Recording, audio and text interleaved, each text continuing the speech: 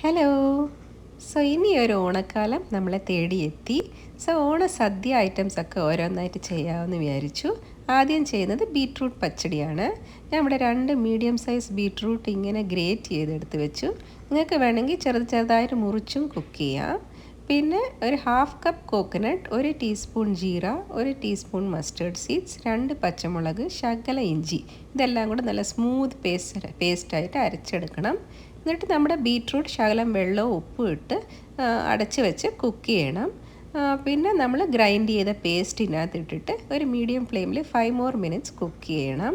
എന്നിട്ട് നമ്മൾ stove off ചെയ്തിട്ട് നമ്മുടെ തൈര് 1/2 കപ്പ് തൈര് അതിനകത്ത് നല്ലോണം മിക്സ് ചെയ്ത് കൊടുക്കണം. നല്ല സ്മൂത്ത് ആയിരിക്കണം. പിന്നെ ഫൈനലി കടുക് പൊട്ടിക്കണം. ലൈക്ക് വെളിച്ചെണ്ണ, കടുക്, റെഡ് ചില്ലീസ്, കരിവേപ്പില ഇതെല്ലാം കൂടെ പൊട്ടിച്ച് അതിന് മുകളിലിട്ട ഐറ്റം ഡൺ. അவ்வளோതാ, സൂപ്പർ ഈസി. അങ്ങനെ ഇന്നത്തെ ലഞ്ച് റെഡിയായി. നല്ല ചൂട് ചോറ്, നമ്മൾ ചെയ്ത ബീട്രൂട്ട് പച്ചടി, നല്ല പെപ്പർ രസം, പിന്നെ ഉരുളക്കിഴങ്ങും ക്യാപ്സിക്കവും ഇട്ട ഒരു മെഴുക്ക് വരട്ടി. ഇനി നാളെ വേറെ ഒരു റെസിപ്പിയിൽ കാണാം.